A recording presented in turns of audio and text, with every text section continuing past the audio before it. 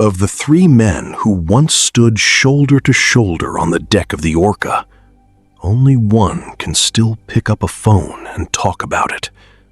The other two were gone, one buried in his ashes on an Irish hillside, one resting in an Arkansas hospital bed's last quiet hours.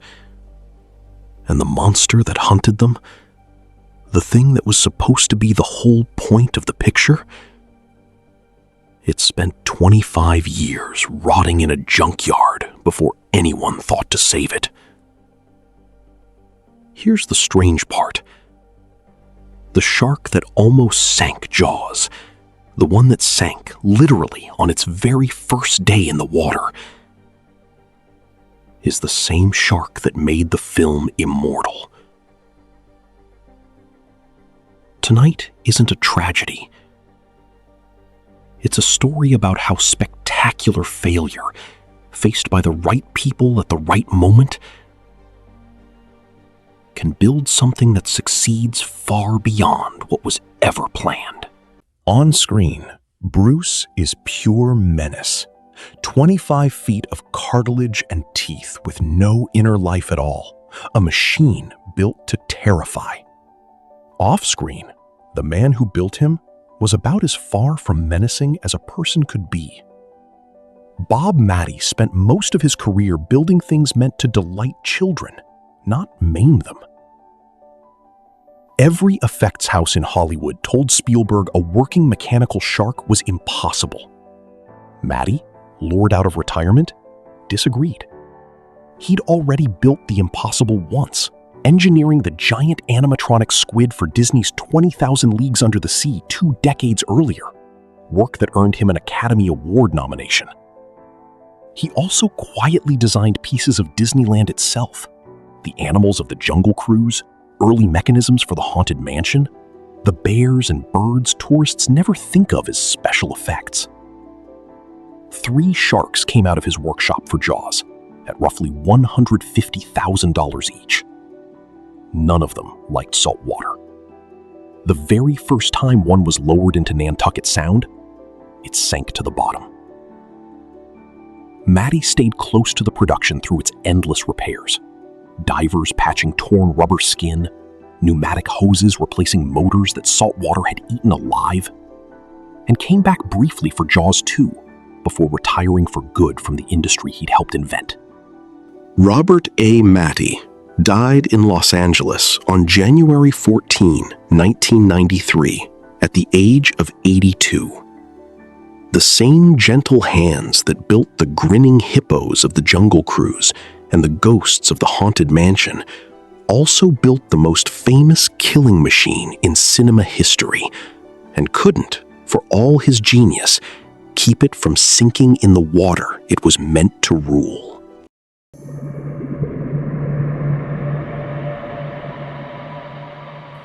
Quint is built from salt water and obsession. A man who has hunted sharks so long, he started to resemble one. The actor who played him was something almost opposite on paper.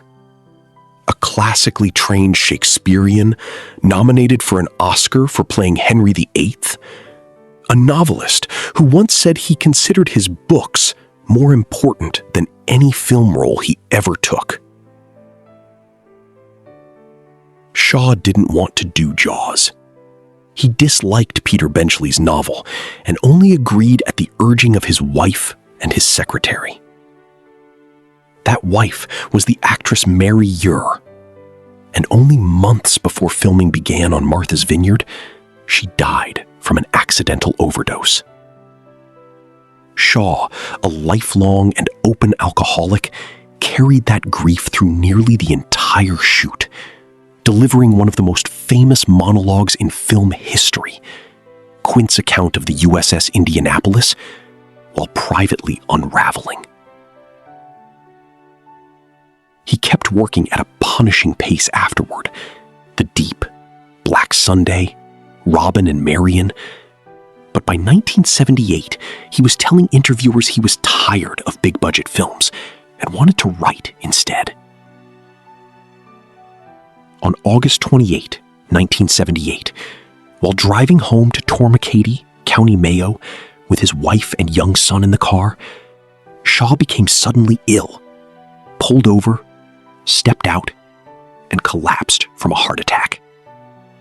He was 51. His ashes were scattered near the home he'd called the nearest place on earth to heaven. A memorial stone was unveiled there 30 years later. The grizzled hunter who delivered cinema's most chilling speech about being eaten alive was in real life a grieving widower, quietly drinking himself toward the very heart attack that would take him 3 years later. Which of these hidden griefs behind a legendary performance landed hardest for you? Tell me in the comments.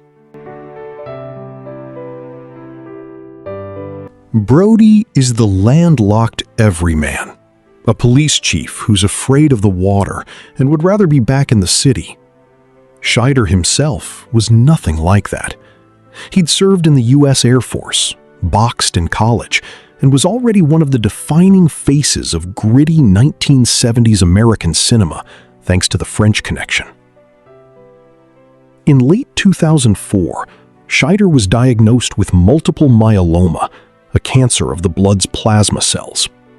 He underwent a bone marrow transplant the following year, using his own harvested stem cells, and continued working through it, telling reporters he felt lucky simply to wake up each day.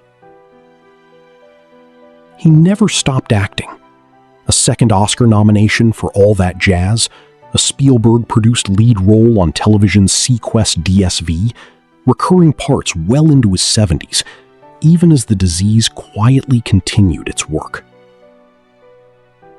Roy Scheider died on February 10, 2008, in Little Rock, Arkansas, at a hospital where he had spent 2 years being treated for his cancer. The cause, his family later said, was complications from a staph infection. He was 75. Richard Dreyfuss, his old Jaws co-star, called him a true professional who simply showed up and did the work without complaint. The anxious chief who couldn't bear to watch his own children swim in open water was played by a former Air Force officer, an amateur boxer. A man who spent his final years fighting something far more dangerous than any shark. Hooper is the confident young scientist who's certain of what's out there in the water. The one character in the film who never doubts the shark is real. The man who played him, by his own account, spent the entire shoot convinced the movie itself was going to be a disaster. Dreyfuss has said for years that what he remembers most from Martha's Vineyard isn't fear, it's boredom. Waiting for sailboats to clear the horizon. Waiting for the shark to be fixed yet again. He's admitted he went on television after filming and predicted Jaws would flop, then had to go back on the same show and call himself the dumbest actor in America once he finally saw the finished film. He's also been candid that, of the whole production, the only scene he genuinely still cares to discuss is Shaw's Indianapolis monologue. Everything else about Jaws, he says now, he finds frankly dull to revisit. His career exploded almost immediately afterward. Close Encounters of the Third Kind, an Academy Award for The Goodbye Girl. Decades of work that followed. Of the 3 men who anchored the Orca, Richard Dreyfuss is the only one still here to talk about any of it. And even that has grown harder. In the summer of 2025, he was hospitalized with a serious case of viral bronchitis, severe enough to force him to cancel a planned fan convention appearance, recording an apology to fans from a hospital bed. The character who seemed so certain something terrible was out in the water was played by the one man on set who was sure the whole project was already doomed, and who, 50 years later, is the last surviving witness to whether he was right. If you could ask the last living member of the Orca's crew one question, what would it be? On screen, Ellen Brody is simply the supportive wife waiting at home. Off-screen, the woman playing her was married to Sidney Sheinberg, the head of Universal Pictures, the very executive who had taken the original gamble on a 26-year-old, largely unproven Steven Spielberg as director. It wasn't a secret, exactly, but it also wasn't something the studio was eager to advertise while courting critics. Gary returned for both sequels, before retiring from acting altogether to focus on human rights advocacy. Her husband died in 2019. Now in her late 80s, she remains one of only a small handful of the original cast still living, alongside screenwriter Carl Gottlieb and a few of the film's younger actors. Brody's quietly supportive movie wife was, in life, married to the one person in the building powerful enough to have killed the entire production before a single frame was shot, and chose instead to let a young director swing for it. Amity Island never existed. The town was Martha's Vineyard, dressed up for the cameras. And it's there, not on some fictional New England coastline, that all of this actually happened. The sinking shark, the grieving widower delivering his masterpiece monologue, the bored young actor certain he was watching a flop unfold in real time. Most of the people who built that illusion are scattered now, in the truest sense of the word. Robert Shaw's ashes rest on an Irish hillside he called the nearest place to heaven. Roy Scheider was cremated after his long fight ended in Arkansas. Susan Backlany, the first victim, and arguably the bravest person on the whole production, died at home in Ventura in 2024, having spent her last years happily reliving the same 3 dangerous days in the water that opened the film. Bob Matty, the quiet genius who built the monster, has been gone since 1993, remembered more for Disneyland's gentle hippos than for the killing machine that made him briefly famous. And the shark itself, the one whose constant failure forced Spielberg to suggest rather than show.